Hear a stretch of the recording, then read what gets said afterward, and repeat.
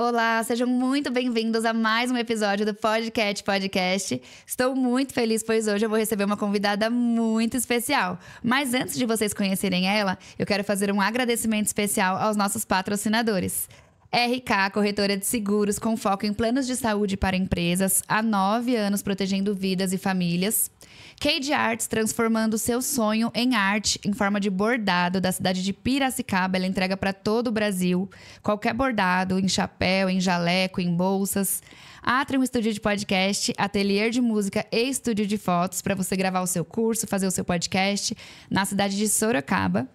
Cirleia, salão estética, que cuida de mim, da minha autoestima, me embelezando e vai cuidar de você também com embelezamento completo. Mediar Prev, mediadora e conciliadora para casais e famílias, com terapia sistêmica, em Sorocaba, e ela também atende online para todo o Brasil. EM Trendsetters, social media e videomaker. Eles que fazem todo o marketing aqui do podcast, pode fazer o seu marketing também. Lourdes Manhane, mentora de mulheres com o Despertar da Pérola. É uma jornada de autoconhecimento e empoderamento feminino da cidade de Valinhos para o mundo. Gestora Thaís Mello, especialista em tráfego pago e redes sociais. Ela também é daqui da cidade de Sorocaba, mas atende todo o Brasil de forma online. Clínica Alfa Equilíbrio, com a Daniela, psicoterapeuta e neuropsicóloga. Em Alphaville, ela atende em Alphaville presencial e online para todo o Brasil. Especialista em autismo e saúde mental. E a Quero Conte Contabilidade, contabilidade personalizada e consultiva da cidade de Sorocaba. Esses são os meus agradecimentos e eu quero aproveitar e fazer um convite especial a você. Se inscreva no nosso canal do YouTube, clica no sininho, segue o podcast no Instagram, que você vai ficar por dentro de muitos conteúdos maravilhosos. E hoje eu vou receber ela, que é neuropsicóloga, psicóloga, especialista em autismo e saúde mental, Daniela Soares. Oi, Dani! Olá, boa tarde! Boa tarde, seja muito bem-vinda. Muita gratidão, é um prazer estar aqui, conhecer a sua cidade. Foi uma honra. Ah, eu que agradeço, Dani. E para quem não te conhece, quem é a Daniela Soares por trás da psicologia? Bom, a Daniela Soares é uma menina cheia de sonhos, que sempre cuidou de pessoas desde adolescente. Claro que a psicologia ela não apareceu assim logo de cara, né? Mas na escola, no grupo evangélico, sempre trabalhei com jovens, com aconselhamento. Eu, com 15 anos, já dava conselhos para casais. Olha só que legal. Já fazia visita, já trabalhava nas ONGs com cesta básica, verduras. Eu vim da periferia, com muito orgulho. E na periferia, tudo é mais difícil. Principalmente na escola pública. Sim. Mas eu tinha um sonho. E o sonho era fazer a faculdade. Na época, era odonto. Olha só, não era psicologia. Não era psicologia. Ela veio bem depois. E corri atrás dos meus sonhos. Busquei bolsas. Consegui uma bolsa 100%. Eu lembro que quando eu fui atrás da bolsa, eu teria que colocar ali 3 opções de faculdade. Certo. E eu só tinha 2, que era odonto e fisioterapeuta. Nenhuma psicologia. Não. E a moça falou, quando eu entreguei a ficha, ela falou, tem que colocar uma terceira. Eu falei, eu não tenho uma terceira, eu não quero pôr uma terceira. Ou é essa, ou é essa. E aí, o pessoal da fila ali, impaciente, porque eu acabei ali tomando um pouco do tempo. Eles falaram, coloca aí qualquer coisa. Aí uns falou, põe direito. Eu falei, não, tenho trauma de direito. Então coloca psicologia. Aí eu falei, psicologia? Tá, vou colocar psicologia. E a moça da recepção disse assim, olha, ou vai para a primeira opção ou para a segunda. A terceira é só por estar ali. Eu falei, então tá bom, fiquei segura nisso. Sim. Consegui, fiz 99% de ponto. Caramba. Bolsa integral. Uau, que legal. Psicologia. Uau, e não foi nem pra primeira nem pra segunda opção, foi pra terceira. Foi pra terceira e foi uma briga com a faculdade, eu não queria de jeito nenhum.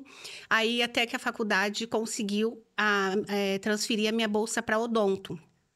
Só que lá só tinha no período da manhã. E eu trabalhava. Sim. Aí eu pensando, falei, não tem como, porque o material é caro. Sim. Como que eu vou deixar de trabalhar só para estudar? Na época, eu já era casada e já tinha minha filha. Eu falei: "Não dá, então vamos tentar a psicologia". Primeiro semestre, já me apaixonei. Ah, que Eu linda. me encontrei, assim, foi tão forte. Eu me encontrei comigo mesmo, o autoconhecimento. Eu fui, entendendo as minhas emoções e me apaixonando pelo curso no geral. Então, assim, a psicologia não foi a primeira opção, mas hoje eu percebo que ela sempre esteve na minha vida, desde adolescente. Porque eu ouvia as pessoas, eu ajudava as pessoas, eu aconselhava, muitas das vezes direcionava. Então, hoje eu consigo enxergar a psicologia no meu comportamento, na minha personalidade e na minha trajetória. Certo, que Aí bacana. só o destino mesmo que fez deu um empurrãozinho aí, deu uma ajuda. E a psicologia fala muito de ter uma escuta ativa, né? Você precisa mais ouvir, Muito. compreender. Sim, você tem que sem julgamento nenhum. O seu papel é ouvir e estar ali atenta. Pode direcionar, pode abrir um leque de questionamentos, mas o seu paciente ele tem que pensar. E ele tem que trazer a resposta dentro dele. Então, todos nós temos as nossas respostas. Precisamos só pensar e buscar essa resposta. E a psicologia, ela te direciona para essa resposta. Só que o profissional, ele não te dá ela pronta. Ele vai estimular para que você pense e busque essa resposta dentro de você e do autoconhecimento. Ah, que legal. E você se formou, você se especializou em aba, em autismo. O que te levou a querer se especializar em autismo? Ah, o autismo é uma outra história. Claro, quando eu me formei, jamais não passou o autismo na minha cabeça. A princípio, era trabalhar com terapia cognitivo-comportamental. Certo, Claro, demanda crianças, adolescentes, porque já fazia parte da minha história. Então, certo. eu sempre trabalhei com crianças, com adolescentes, gostava, e foi um público que sempre esteve presente na minha vida. Mas, dentro da terapia cognitivo-comportamental, que é a TCC, ela defende o quê? Eu penso, sinto e logo eu tenho um comportamento. Então, para eu mudar o meu comportamento, eu preciso mudar aqui. Certo. Aí, automaticamente, eu vou sentir de uma forma diferente e ter novos hábitos. Então, Sim. a princípio, era isso. Tudo começa na mente, né? Isso, tudo começa na mente. Só que as oportunidades foram surgindo. E eu comecei a trabalhar no Instituto Vida. Esse instituto ele fica em Guaianazes. E era um projeto dentro do instituto que fazia um acolhimento com crianças vítimas de violência. Não era uma prevenção.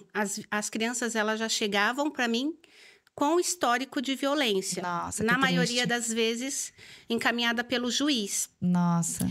E Bem desafiador, né? foi muito desafiador, porque começou a aparecer crianças autistas Nossa, que foram que abusadas. foram abusadas. Ai, que triste. E tanto eu quanto a equipe, na época, não tínhamos especialização na área. E a gente olhava para as crianças assim, nós olhávamos e falávamos: o que vamos fazer? Como podemos ajudar? Porque elas estão aqui, nós Sim. somos profissional, precisamos de intervenção.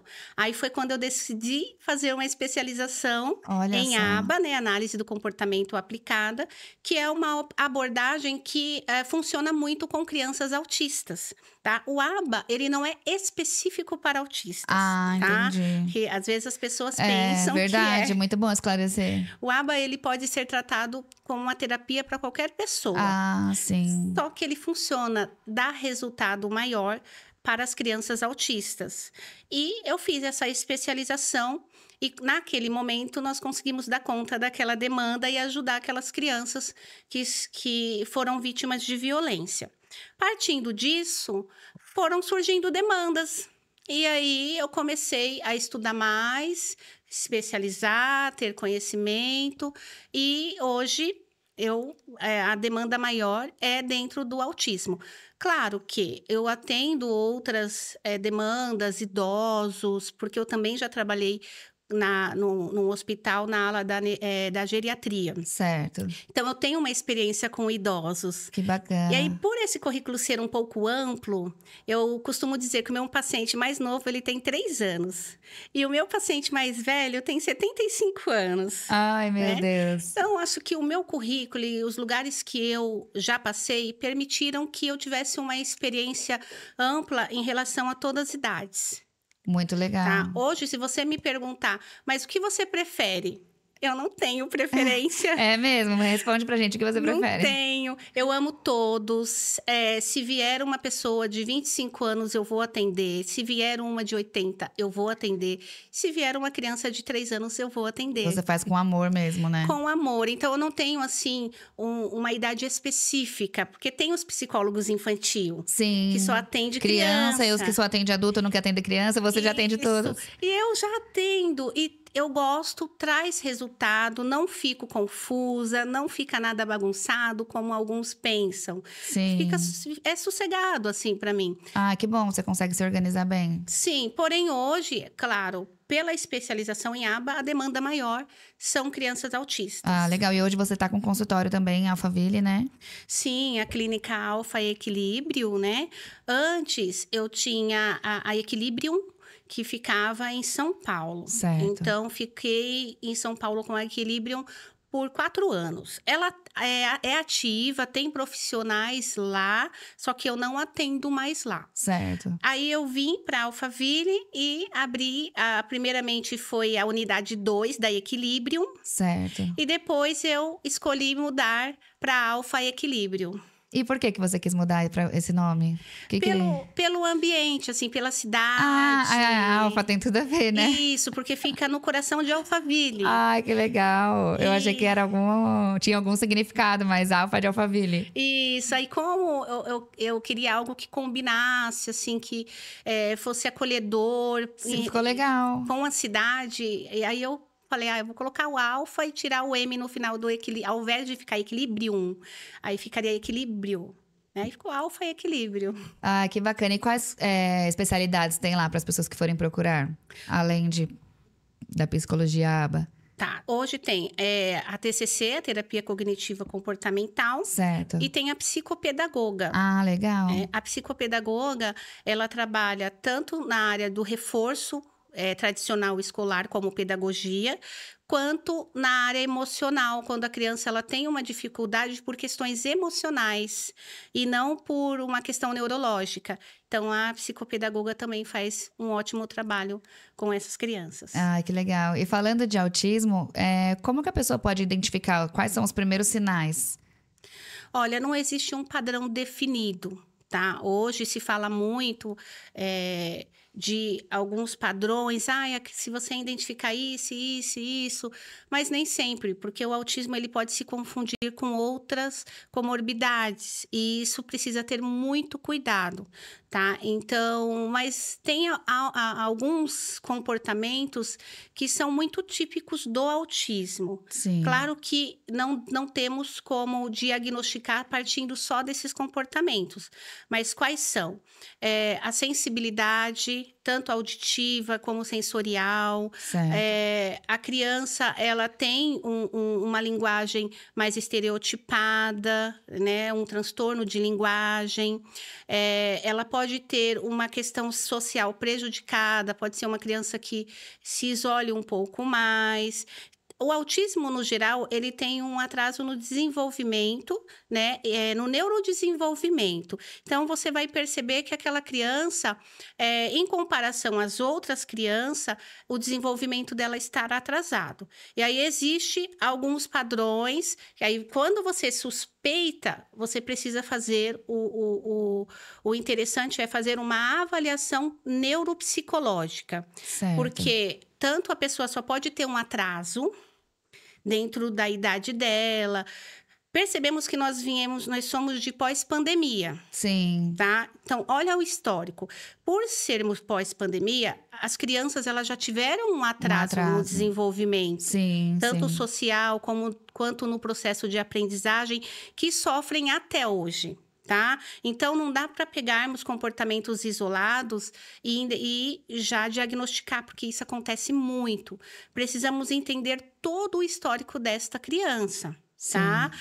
Eu vou dar um exemplo. Eu tenho uma criança que ela nasceu com uma dificuldade motora e os primeiros 9 meses de vida, essa criança ficou com o corpo todo engessado. Nossa. Porque ela teria que arrumar ali os ossos dela. Você fala, essa criança é autista. Mas ela não era autista. Então, é necessário ter muito cuidado, fazer uma análise com profissionais especializados em autismo, trabalhar com uma avaliação neuropsicológica e com o neurologista. Se for criança, no caso, neuropediatra. Sim. Isso é muito interessante você falar, porque assim, eu tenho um filho autista e eu levei ele no neuro quando ele tinha 1 aninho, porque ele não andava. Ele era muito molinho, tem tudo isso. Tem a questão da hipotonia, do tônus, né? O autista geralmente é mais molinho. Demora mais pra andar, demora mais pra falar. E aí eu levei no neuro, o neuro falou que ele não era autista. Que também agora cresceu muito o número de autistas e tem alguns profissionais que acabam diagnosticando sem ser. Até por causa disso mesmo, da pós-pandemia. E aí, quando dele estava com 2 anos e pouco, a minha mãe falou, leva no fono, porque ele não fala. Primeiro, ele demorou para andar.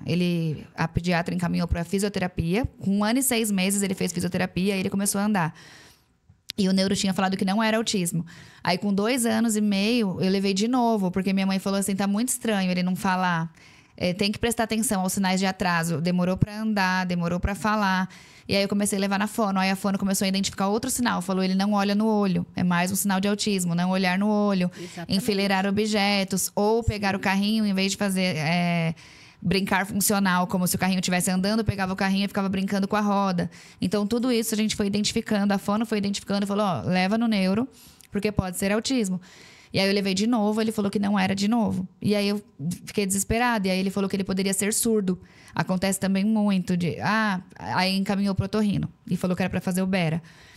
E aí eu levei, e eu falei, eu só quero descobrir o que ele tem. Porque eu sabia que alguma coisa ele tinha. Porque as outras crianças da idade dele falava, andava. E no começo, quando era até bebê, eu falava, nossa, ele é muito quietinho. Muito, não se movia, ficava só quietinho assistindo. E as outras crianças da mesma idade já engatinhando, bagunçando. E até hoje, quando eu olho alguma criança, eu falo, 1 ano não senta, nem senta, nem engatinha. 1 ano já é pra estar sentando, já é pra estar engatinhando. 2 anos já é pra estar formando frase, já é pra estar falando. E aí, na época, eu sabia que tinha alguma coisa, mas não sabia o quê. E aí, o médico falou que poderia ser surdo, levei no otorrino. E aí, o otorrino falou, não, imagina. Aí, ele falou, você tem que levar no neuropediatra, não leva no neuro de adulto. Porque neuro de adulto não tem paciência, não gosta de atender criança. Então, é até uma dica aqui para as mamães que estiverem assistindo a gente. Perfeito. Para levar no neuropediatra. E aí, quando eu levei no neuropediatra, aí falou, não, ele tem sim o autismo, tem que ser encaminhado para as terapias para poder desenvolver, né? Perfeito, exatamente isso. Lembrando que as crianças, no geral, elas são únicas, são seres únicas, tá? Sim. Então, por isso que fala espectro autista, porque dentro do espectro pode ser diferente. Igual, tem autista que come demais, tem autista que não come nada, tem a seletividade alimentar severa, né? Isso. Eu conheço crianças, atendo crianças que elas tiveram toda a fase de desenvolvimento dentro do padrão. O sentar, o caminhar, o correr, o brincar. E foram diagnosticadas por outras questões com autismo. Por questões sociais, por questões de contato visual, por questão de sensibilidade sensorial. Então, foram diagnosticadas por outras questões. E, às vezes, você identifica já no processo de aprendizagem. Quando essa criança ela vai para a escola, né? Então, não tem como... Por isso que o padrão, sim, você rotular, sim, é muito difícil. Olha, verdade, o histórico do teu filho. Sim. Mas eu tenho vários autistas que não tiveram as dificuldades que o teu filho, sim, tem. Descobriu depois, né? E que são autistas. Sim, sim. Então, é muito único de cada um. Sim. Ser autista é uma forma diferente de ver o mundo, mas cada um vê da sua própria forma. Cada um interpreta da sua própria forma. Sim. E é possível descobrir depois de adulto também? Ter sim, diagnóstico? Com certeza. Hoje temos protocolos de rastreio para adultos e, inclusive, vários adultos estão sendo diagnosticados e começando a se entender. Eu tenho uma menina de 19 anos E ela foi diagnosticada agora. Só que a vida inteira ela sofreu por questões sociais, por questões também de desorganização, de não gostar das mesmas coisas que as outras pessoas gostavam, de não ter muito interesse em se comunicar. E as próprias pessoas da família acabavam estigmatizando ela, sabe? Sim. Ai, ela não gosta da gente. E agora, com o diagnóstico, ela se sentiu tão aliviada. Entendeu por que ela era daquele jeito. E ela pôde também compartilhar isso com os outros, para que os outros a compreendessem. Sim, sim. Porque o sofrimento dela maior era porque as pessoas se afastavam, porque acreditavam que ela não gostava dessas pessoas. E não, ela gosta, só que ela tem o jeito de gostar. Sim. Que não é o padrão de você sentar e você conversar e você abraçar. Ela se importa, mas ela se importa do jeito dela. E aí, quando ela teve esse diagnóstico, ela se sentiu muito aliviada. Ela chorou, ela falou assim, eu tô muito aliviada, foi um peso que saiu, porque existe um motivo por eu ser assim. Eu não sou egoísta. Olha como ela se culpava. Sim, sim. Aí ela agora consegue se entender, tá indo sozinha pro Canadá. Olha que legal. Fazer um intercâmbio, e nós estamos trabalhando até isso dentro da terapia, o social, para ela conversar com as pessoas. Então, assim, ela está conseguindo, porque é possível. Claro que tem os níveis de autismo, mas no caso dela, por mais que ela tenha algumas dificuldades, ela tem uma independência também muito boa, Sim, mesmo sim. não ter sido tratada anteriormente. E existe a culpa dos pais, tá? Porque aí os pais começaram a se culpar. Por que nós não vimos isso antes? Nossa. Talvez algumas dificuldades que ela enfrentou lá atrás, ela não teria enfrentado. Mas temos que entender que a falta de orientação ainda existe, é muito intensa. Sim. E quando você não conhece, é uma coisa, você não tem culpa. Age a partir do conhecimento. Agora, se você conhece, se você já tem uma orientação, e hoje o autismo ele está sendo muito falado, tem algumas suspeitas, faz a investigação. Sim. Pelo menos para descartar qualquer hipótese. E o autismo, ele tá ligado à depressão e ansiedade? Porque eu ouvi dizer que quem é autista, acho que tem a tendência a ter mais ansiedade e depressão, ou não? Não necessariamente, tá? A pessoa pode ser autista e ter outras comorbidades. Claro que os sintomas depressivos, eles acontecem mediante as dificuldades que ele vai encontrando Sim. ao longo da sua vida. Tanto social, né? Quanto as dificuldades, a independência que ele precisa conquistar. Então, existe a frustração. E aí, a frustração vai acessando outras emoções Sim. que pode levar à depressão. Tá? Mas, assim, eu tenho vários autistas adolescentes, por exemplo, que são muito felizes. Eles se adaptam. Só que tudo depende do tratamento, de uma equipe multidisciplinar. Sim. Que acompanhe, da família também, que seja o suporte e o apoio desse autista, para que ele venha construir uma visão de mundo saudável para ele. E não que todo mundo, que ele é diferente. Sabe? Sim. Ele não é diferente, ele vê as coisas de uma forma diferente. É importante esse processo, né, de fazer eles criarem a independência, por mais difícil que seja. Eu falo aqui até no papel de mãe atípica, de criar essa independência para eles, que eles vão conseguir, né? É difícil olhar. E o autismo é isso, né? O estímulo, tem que estimular muito para eles conseguirem viver em sociedade, conseguir fazer as tarefas de independência, né? Eles precisam se conhecer. Assim como os pais precisam conhecer eles também precisam entender como se autorregula, o que eles, quais são os objetos ou que faz eles se acalmarem no momento de crise. A partir do momento que os pais entendem e que esse autista ele começa a se conhecer, Legal. Ele vai aprendendo a lidar com isso. Tá? Eu tenho um exemplo de um paciente, ele tem 12 anos.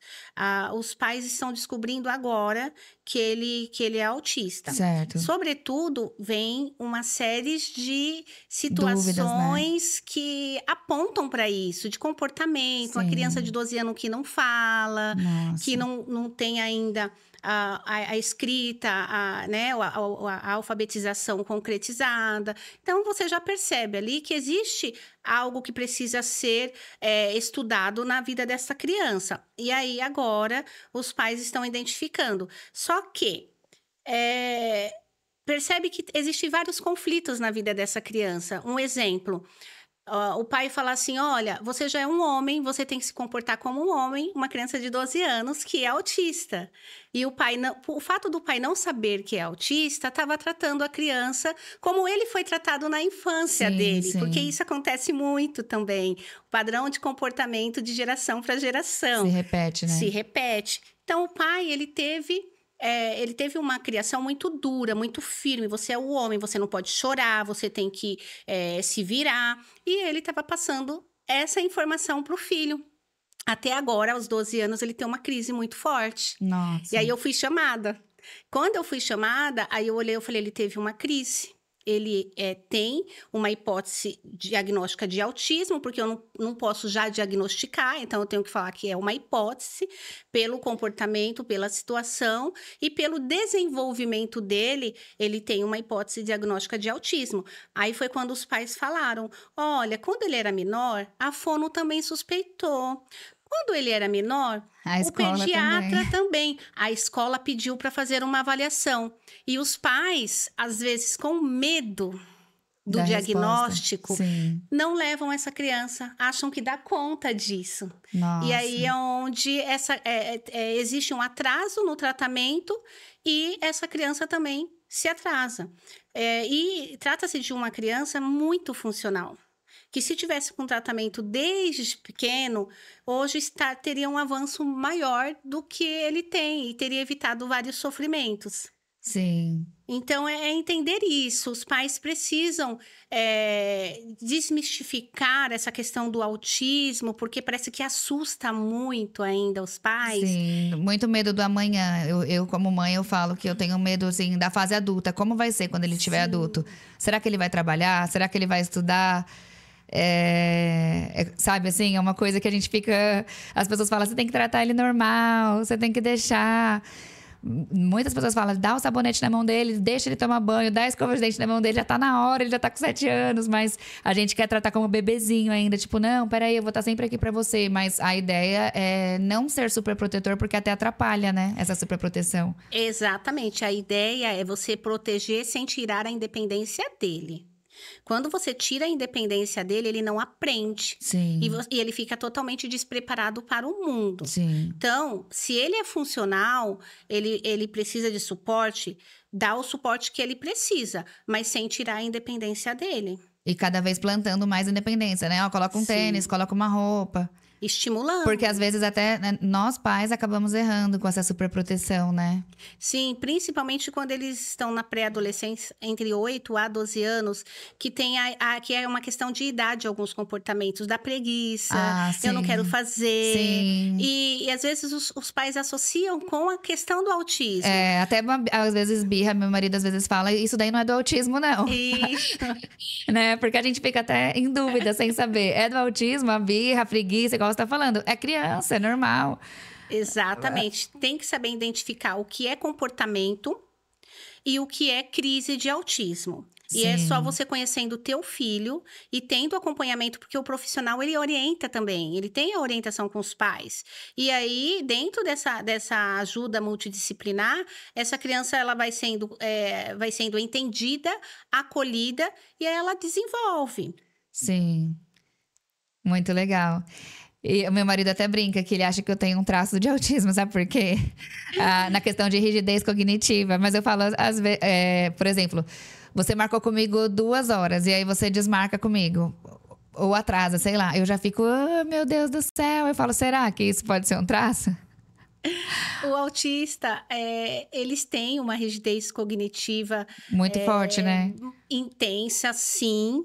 Só que a ponto, assim, deles não entender por que tá chovendo. E é por isso que eles não vão sair, sabe? Então, eles, combinados, para eles quebrar combinados, eles se desregulam de uma certa forma a ponto de entrar em crise. Nossa. Tá? No seu caso, pode ser uma rigidez cognitiva, comportamento, de padrão de sim. comportamento. De repente, quando você era criança, ou foi muito protegida, muito mimada, queria as coisas naquele momento, e os pais davam naquele momento. E você cresceu assim. Sim. Mas são padrões assim, que se te prejudica, você consegue ir aprendendo a quebrar isso, trazendo pensamentos alternativos, porque aí entra na TCC, na terapia cognitivo-comportamental, que vai te ensinando novos padrões. E é até legal mesmo essa conversa, porque igual você falou, hoje em dia as pessoas tudo colocam que é autismo, e às vezes não é, são padrões de comportamentos. Às vezes eu brinco também com meu esposo, que eu falo, você também tem o traço de não gostar de sair de casa, de não gostar de se relacionar com pessoas, é uma pessoa mais fechada, mas às vezes é só um padrão de comportamento, né? Personalidade da pessoa, criação. Então, não podemos... Temos que tomar cuidado para não generalizar essas questões. Sim. Mas, voltando pro comportamento... O que acontece? Autismo do nível mais grave, que são já agressivos, eles tendem também, principalmente na fase da adolescência, a ter o comportamento da adolescência. O corpo mudando, a irritabilidade. A sexualidade também é aflorada no autismo, né? Já ouvi dizer. Aflorada, sim. As mães, elas acabam cedendo muito, principalmente para autistas que são agressivos. E isso gera o quê? Comportamentos inadequados. Ela reforça esse comportamento agressivo. Então, não é uma questão de crise. É uma questão de comportamento. Os pais não estão conseguindo lidar, cedem tudo, e quando os pais querem parar de ceder, a criança ela vai ter esse comportamento que confunde-se muito com uma desregulação, mas não é uma desregulação. É um comportamento que foi reforçado anteriormente. Sim. E assim, até você falando sobre isso me fez refletir uma coisa, a questão de dizer não ao autista é bem difícil, porque... Mas, como que eu posso dizer assim... Por exemplo, essa semana, só um exemplo. Meu filho, ele tem seletividade alimentar severa. Ele não come comida, até pela questão sensorial. Então, ele só come pastel de queijo, pão de queijo ou nuggets. E aí, a gente sempre compra pastel de queijo do Comercial Esperança. Aí essa semana, eu peguei ele na escola, ele começou a chorar. Pastel de queijo do bar da avenida, do bar da avenida. E ele queria daquele local. E ele começou a fazer um escândalo, chorar muito.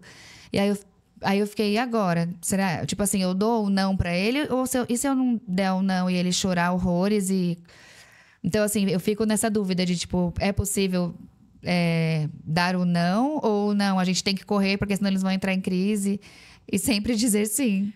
Se você for ceder toda vez com medo de ele entrar em crise, você vai estar reforçando o comportamento, e não a crise. Sim. Tá? Porque a desregulação, como que ela acontece?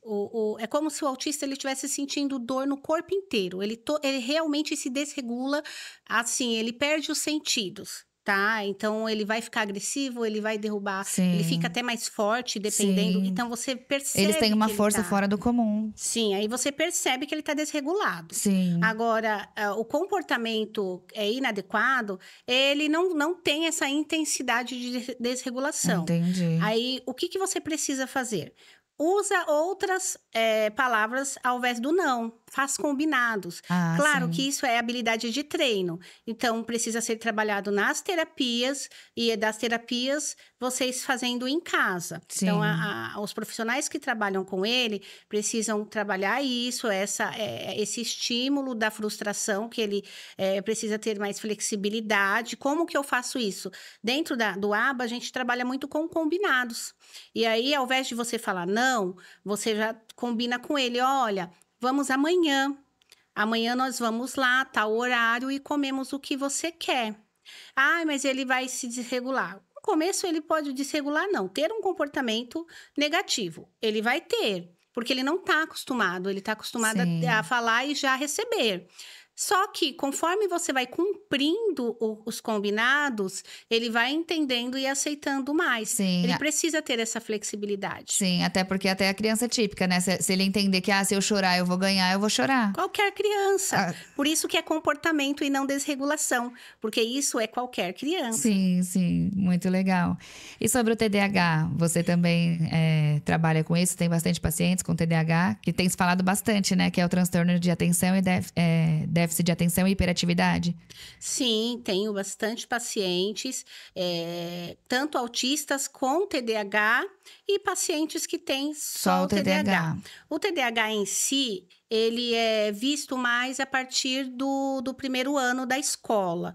Porque antes a gente vê simplesmente uma criança hiperativa. Sim. Então, como ela ainda não está no processo de aprendizagem, não tem como diagnosticar o TDAH. Aí, geralmente, os profissionais esperam até essa criança começar a estudar e fazer esse acompanhamento. Aí, a partir dos 7 anos, aí sim, faz uma avaliação neuropsicológica e, geralmente, os protocolos de rastreio, ele vai identificar se tem ou não o TDAH. Tá? Mas eu aconselho, assim, geralmente com 9 anos, quando a criança já está no 3º ano da escola, porque aí no 3º ano a criança já tem que estar alfabetizada, ela já tem que saber algumas coisas de pedagógicas, e aí se ela não consegue acompanhar, né? Tá atrasada, já tem um reforço, a escola já fez a parte dela e não conseguiu ajudar essa criança, aí vale fazer a avaliação neuropsicológica. E assim, Dani, eu queria te perguntar como que a mente trabalha no sentido do TDAH. Eu acho que o pensamento é muito acelerado, né? Porque ao mesmo tempo que a pessoa é hiperativo, ele é distraído na questão de déficit de atenção, não consegue focar, porque a mente não para. Exatamente, é uma mente desorganizada. Até porque quando uma criança ela tem o TDAH, ela não apresenta um prejuízo só escolar. O prejuízo é em tudo. Tá? É no quarto dessa criança, nas relações. É uma criança, assim, que ela não consegue se organizar. Ela não consegue assistir um filme, ela fica no YouTube só passando assim, então ela não consegue parar e concentrar num desenho. Aí porque a mente dela tá tendo muita informação e aí o corpo também, né? Se for o TDAH com o hiperativo, a agitação do corpo. Sim. Porque também existe o TDAH que é o mais silencioso, que só é uma agitação da mente. Que aí gera o déficit de atenção. Mas a criança não é hiperativa. Ah, sim. E esse diagnóstico, ele se dá muito em meninas, principalmente, sabe? Quando você tá na escola e você tá olhando para a professora, mas a sua mente tá em outro lugar. Então, isso acontece muito com meninas. E já os meninos, você consegue ver melhor a hiperatividade. Da hiperatividade motora e a desorganização mesmo de fala, de contexto, de hábitos. Então, o TDAH você percebe mais dentro do período escolar. Enquanto a criança tem 3, 4 anos, qual que é a ideia? Ela precisa correr, ela tem muita energia. Sim. Então, não é muito percebido. Agora, crescer um pouquinho, tá apresentando prejuízos em toda a sua vida, não só na parte escolar, mas em todas as outras coisas, aí vale fazer uma avaliação também. Ah, legal. E depois que a pessoa descobriu o autismo, quais terapias que você indica para a criança fazer? Depende da necessidade da criança. Porque tem crianças, por exemplo, que ela é autista e ela fala muito bem. Sim. Não precisa de uma fono, tá? Então, vai depender da demanda, do que ela traz de prejuízos e de dificuldades. Mas, assim, no geral, geralmente a terapeuta, a psicóloga, de preferência em aba, né? Especialista em aba. Tem a psicopedagoga, se a criança está no processo de aprendizagem. Certo. Tem a fono, que se a criança ela tem uma dificuldade, um transtorno de fala. Tem a terapeuta ocupacional, que se a criança ela tem uma dificuldade motora, uma dificuldade de hábitos, então crianças que ainda não conseguem desfraldar. Sim. Crianças, eu tenho um adulto autista. Nossa. Que ele é desfraldado, mas ele não consegue, ele precisa de suporte.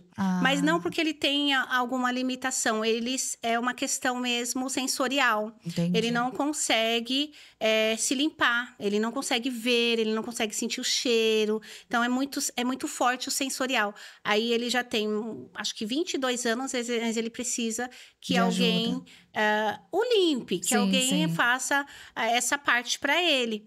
E quando a gente conversa, ele entende, ele sabe todo o processo, mas é muito forte isso para ele. Aí entra uma TO, porque ele não tem uma TO.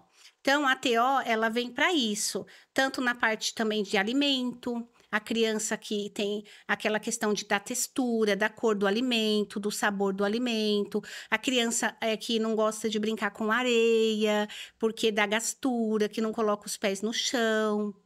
Eu tenho uma criança que tem 3 anos. Ele não consegue ficar descalço e sem meia. Nossa. É assim, só tira a meia para tomar banho. Aí a gente está trabalhando essa questão com ele, a questão sensorial, aí a gente personaliza o atendimento. Aí eu comprei uma caixa sensorial. Ai, que bacana. Que vem com areia dentro, vem com um caminhãozinho. Ele já tá adorando brincar de areia. Olha só. Sabe? Vai tirando a sensibilidade, né? Nós vamos trabalhando isso dentro do atendimento. Aí eu dou tarefa, olha, você consegue ficar em casa 3 anos, descalço por uns 20 minutinhos? Vou tentar. E ele tenta, e quando ele chega, eu consegui ficar Que 20 graça. minutos descalço. Então, nós vamos trabalhando essa consciência, para que eles entendam que eles não vão se machucar, que se eles começarem a ficar descalço, que é um exemplo, eles vão se habituar com aquilo. Então, tudo é habilidade de treino, e tudo depende da demanda de cada autista, para indicar os profissionais que ele precisa e personalizar. Isso é muito importante. Os atendimentos são personalizados. Não tem como eu apresentar um padrão e para todos os autistas. Só porque é autista eu vou fazer isso aqui é o padrão. Não.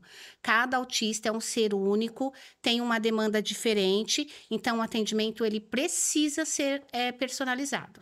Ah, é muito bacana. E qual foi o seu maior desafio? Maior desafio? Dentro da psicologia até hoje? Nossa, foram tantos. Olha, mas tem um que eu sou muito grata até. Eu trabalhei dentro também do Instituto Vida, também tinha um projeto que era para trabalhar na residência inclusiva com crianças não, adultos, pessoas com deficiência intelectual e outras deficiências. Então, lá tinha cadeirante, deficiente auditivo, deficiente... Tinha autistas, tinham síndrome de Down. Então, tinham vários. Tinham pessoas com transtornos psiquiátricos um pouco mais sérios. A gente tinha ali em torno de 10 meninas e 10 meninos dentro de uma residência inclusiva. Caramba! Entre eles, tinha uma pessoa que, além dela ser autista, ela tinha uma perca auditiva muito significante. Então, ela já entrava nesse quadro de deficiência auditiva. E ela tinha um transtorno de fala muito forte, assim, você tinha que prestar muito atenção no que ela está falando para entendê-la. Quando ela chegou para nós, ela veio do orfanato. Nossa. Porque ela morou a vida inteira no orfanato. E como que funciona o sistema do orfanato? Fez 18 anos, se você é uma pessoa típica, eles te colocam eles te enviam para uma república por 3 meses para você encontrar um trabalho, depois você tem que sair dessa república e viver sua vida. Nossa. É assim.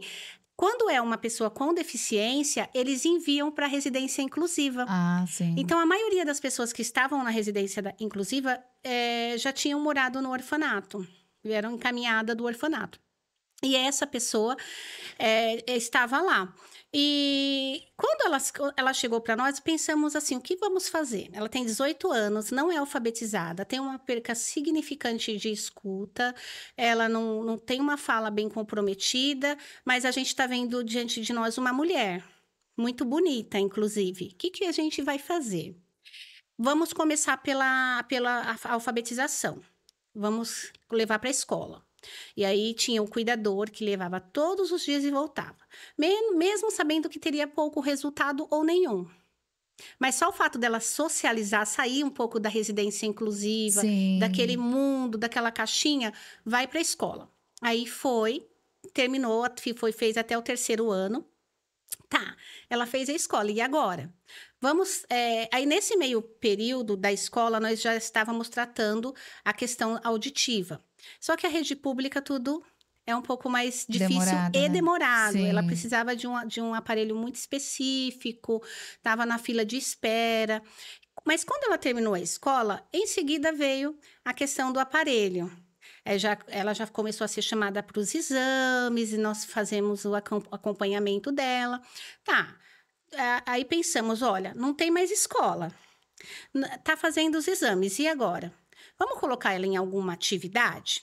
Vamos para a academia. E claro, tudo com o consentimento dela. Sim, a gente sim. sentava, olha, o que você acha? Olha, acho que vai ser bom para a tua saúde. Ela tinha um benefício. Então, vamos te levar para a academia? Tá, e fomos lá, fizemos a matrícula.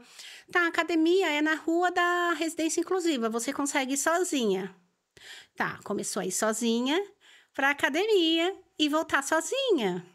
E aí, nós começamos a administrar isso. Falou, olha, aí passou-se um ano e meio. Olha, ela conseguiu. Agora, vamos ver um mercado de trabalho? Vamos inserir ela? Vamos. Conversamos com ela. Ai, mas eu tenho meu benefício, eu não preciso. Aí, nós começamos a colocar, né, fazer as contas para ela e mostrar para ela visualmente os benefícios que ela teria também trabalhando. Sim. Aí, ela aceitou. Começou a trabalhar. E era muito longe. Porque a residência, inclusive, era na zona leste de São Paulo. E o trabalho dela era na Vila Mariana. Aí, o cuidador vai todos os dias e vai te buscar todos os dias. Caramba, que legal. Isso por 8 meses. Quando deu 8 meses, eu falei assim, pronto, chega de cuidador. Essa menina consegue ir sozinha. Nossa. Aí eu sentei com ela, não, mas eu não quero, eu tenho medo. Aí eu comecei a apontar para ela quanto ela estava tirando do dinheiro dela, o cuidador indo todos os dias para buscá-la. Aí ela falou, eu não quero mais cuidador, não. Olha só. Conclusão, até hoje ela trabalha na mesma empresa, ela vai sozinha. Ai, que lindo. Volta sozinha, ela tem a vida dela, ela tem academia, Ela não é alfabetizada, eu tô falando de uma pessoa autista. Sim, com perca auditiva. Alfabetizada, com perca auditiva, mas que tá tendo uma vida normal. Nossa, que orgulho, uma grande conquista para você, né? Foi muito gratificante. E tem vários outros. Teve um que por 30 anos era deficiente visual e corremos atrás, corremos até conseguir uma cirurgia que os médicos não queriam fazer porque... Que trabalho lindo. E aí ele conseguiu enxergar depois de 30 anos sem enxergar. Então, assim... É muito gratificante. Muitas histórias assim que a gente olha com muito orgulho, com muito carinho. Você trabalhou na Abades também, né? Trabalhamos também na Abades e foi também que assim... do governo e é de autismo, o Abades? Explica para quem não conhece um pouquinho esse trabalho. Tá, a Abades é uma escola, uma escola especial que são para pessoas com síndrome de Down e autistas. Certo, lá em São Paulo, né? Em São Paulo, ali na Marginal. Só que ela não é do governo, tá? Ela é uma escola privada, então quem financia são os empresários. E ela, geralmente, a Record é a maior patrocinadora dela, né? Que legal. Praticamente, assim... proprietária da Abades. Que lindo, não sabia. Sim. Então, lá eles fazem um trabalho lindo. E lá dentro da Abades também tem a clínica que faz avaliação neuropsicológica, que faz fisioterapia, terapeuta ocupacional, que tem dá esse suporte pro autista. Então, é como se fosse uma ONG, a pessoa tem que ir atrás e não é cobrado, né? Não Os empresários que financiam. Isso. A Abades, por um tempo, ela foi portas abertas, só que hoje precisa ser encaminhada pelo SUS. Ah, entendi. Tá? Tanto a parte escolar quanto a parte escolar precisa ser encaminhada pela Secretaria da Educação e a parte da clínica precisa ser encaminhada pela UBS. Certo. E Dani, você gosta de ler? Mais ou menos. Eu ia te pedir uma dica de um livro. Mais ou menos. Eu posso... Claro, tem um que tá no forno. Eu posso indicar o meu. Ah, maravilhosa, é verdade. Conta aí desse novo projeto seu. Então, o nome é Entendendo o Autismo, um guia práticos para os pais. Por quê? E é um livro solo, né, dessa vez? Isso, Você já tem um em coautoria?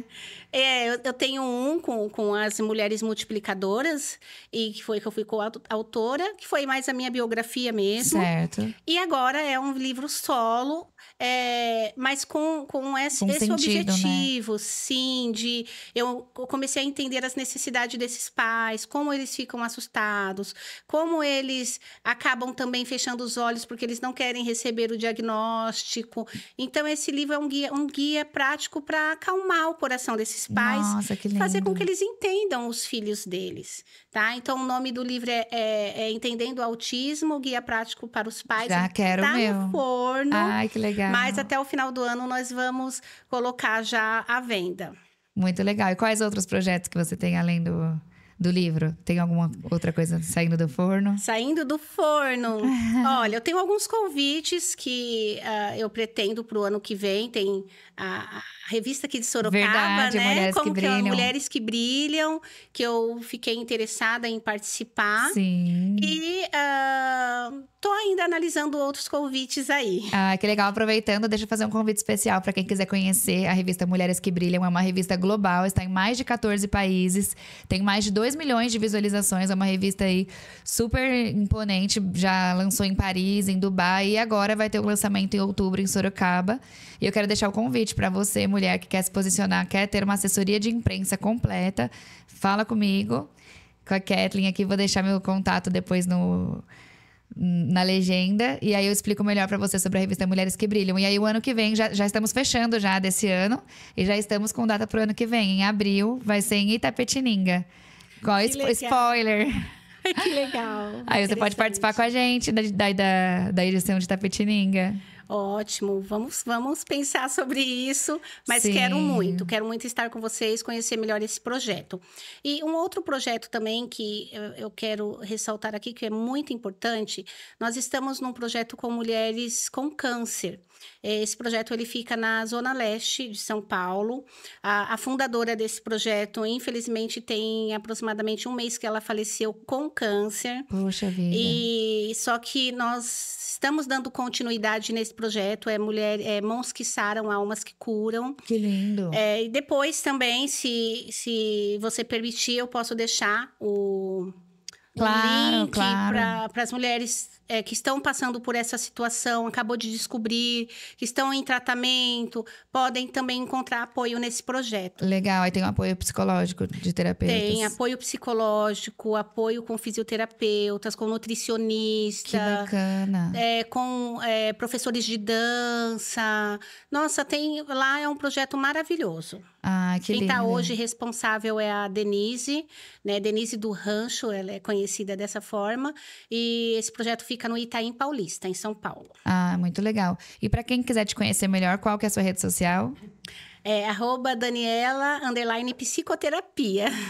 Ah, legal. Dani, foi um prazer receber você. O prazer foi todo meu, uma honra. Muito obrigada, viu? Eu que agradeço. E eu quero aproveitar também e deixar aqui para quem tá aqui, entrou do meio pro final, convidar também para vocês se inscreverem no canal, só clicar no sininho. Não esquece de curtir e comentar esse vídeo. Comenta aí o que você achou, encaminha pros amigos, compartilha e nos siga lá no Instagram @podcatoficial. Muito obrigada a todos e até a próxima. Tchau, tchau. Obrigada.